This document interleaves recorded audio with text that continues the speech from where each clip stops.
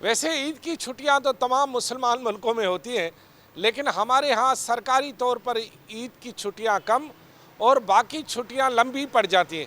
आप पूछ रहे होंगे कि लंबी छुट्टियां कैसे पड़ जाती हैं। जी हाँ, हमारे यहाँ जब भी ईद की छुट्टियां होती हैं तो उसमें बाकी छुट्टियों को शामिल करके सरकारी मुलाजिमीन कम से कम 8 से 9 दिन कहीं नहीं जाते कि वो दफ्तरों का रुख ही नहीं करते। अब जैसे कि मैं इस वक्त सिंध सेक्रेटेरिएट के पुराने इलाके में मौजूद हूँ, वहाँ पर आप देख सकते हैं कि अभी से सन्नाटे पड़ गए। यानी आज जो है वो जुमेरात है, 1 बजे की छुट्टी होने के बाद मुतअद्दिद सरकारी मुलाजमीन अपने घरों, गाँव, गोठों, शहरों की तरफ रवाना हो गए। अब लंबी छुट्टियाँ कैसे पड़ गई? सरकारी छुट्टियाँ तो 31, 1, 2 ये छुट्टियां हैं सरकारी तौर पर, लेकिन जो इससे मुंसलिक छुट्टियां हैं वो बड़ी दिलचस्प है।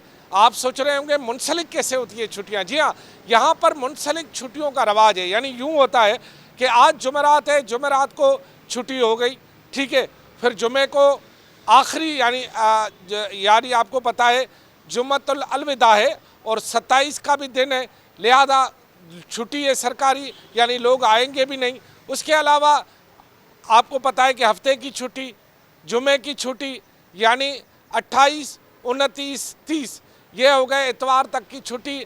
अब आ गया पीर, 31 की छुट्टी, मंगल 2 जो है वो पहली की छुट्टी, बुध 3 की छुट्टी।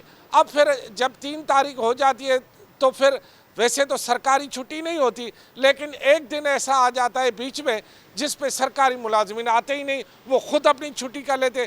4 तारीख को फिर सरकारी, 4 अप्रैल को छुट्टी, 4 तारीख को छुट्टी होने के बाद इसका मतलब है जुम्मा छुट्टी, जुम्मा छुट्टी हो जाए तो हफ्ता फिर छुट्टी, फिर इतवार छुट्टी, यानी 28 से लेकर 6 अप्रैल तक मुसलसल छुट्टियों का जहान चलेगा। और इस तरह एक लंबी छुट्टियां यानी 10 दिन की लगातार बग़ैर नागे के और मुसलसल छुट्टियां हो जाएंगी। और 10 दिन तो करेंगे सरकारी मुलाजमीन छुट्टी, उसके बाद 11वें दिन जब दफ्तर का टाइम होगा तो वो आएंगे इस तरह के कहेंगे कि भाई या तो ट्रेन मिस हो गई, या गाड़ी जो है वो उसने देर कर दी, या फिर बहाने बनाएंगे कि खुदा न खास्ता ईद के बाद कोई ऐसा हादसा वाक़या हो गया जिसकी वजह से वो देर हो गई, तो 11वें दिन भी उनकी हाज़िरी न होने के बराबर होता है। तो कमो बेश 2 हफ्ते की ये छुट्टी जो है वो हो जाती है सरकारी मुलाजमीन की।